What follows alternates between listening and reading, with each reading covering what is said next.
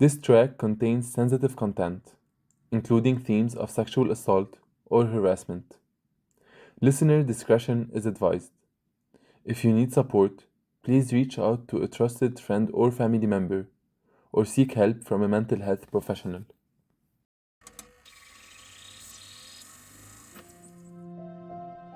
Non-consent might be noticed or communicated verbally or non-verbally.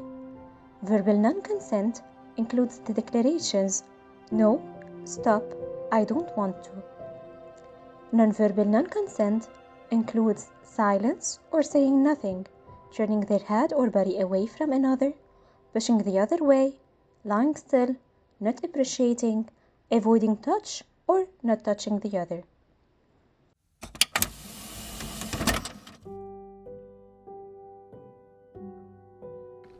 I was 16, he was 19. We met at a camp.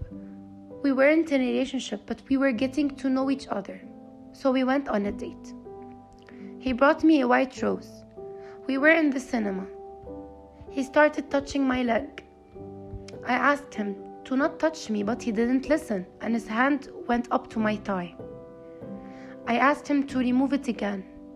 This time he told me that if he wanted, he could me, and no one would help, so I should stop fighting. I realized that I was trapped and I couldn't do anything but try to stay calm. I went to the toilet and I had a panic attack.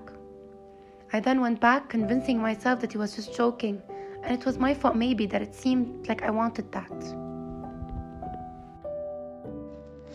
Getting consent for one type of sexual contact doesn't mean you have consent for other kinds. If someone is pulling you closer and they are enthusiastic about making out, it doesn't mean that they've consented to activity beyond making out. Consent also cannot be obtained by coercion or force, or by taking advantage of someone who is incapacitated. Consent must be freely given. If someone feels like they have to say yes because saying no would result in harm or negative consequences, that's not freely given consent. Consent can be withdrawn at any time. Once consent is withdrawn, sexual contact must cease immediately.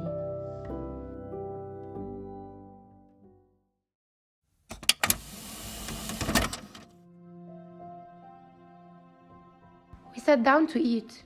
He put his hand again. He started stroking my thigh. I started shaking. I told him, "Remove your hand." He stopped and looked at me and said, "You're such a tease. I can do whatever I want." And there I thought, I can't stay here. So I went to the toilet and told my mom to come to get me. When I went back, he slapped my before I sat. We paid the bill. He then held my face and kissed me while I was paralyzed.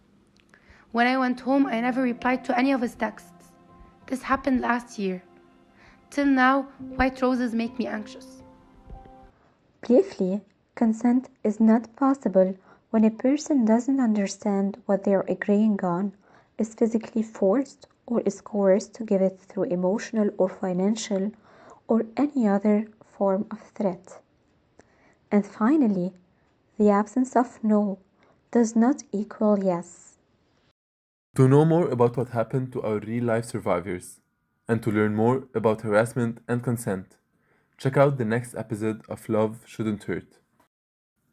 To report a case of sexual harassment, contact the following NGOs or hotlines: UNHCR for harassment, National Call Center 04 726 111, Himaya for child sexual abuse, hotline 03 414 964, Kafa for domestic and other forms of violence, helpline 03 018 019, Abad, hotline 81 788 178, Eldar Free and Safe Temporary Houses for Women at Risk 76 060 602, Men Center engaging and providing support for men to promote nonviolent behaviors 71 283 820, MARSA for Sexual and Reproductive Health Services, helpline 01 380 515, Director General of the Internal Security Forces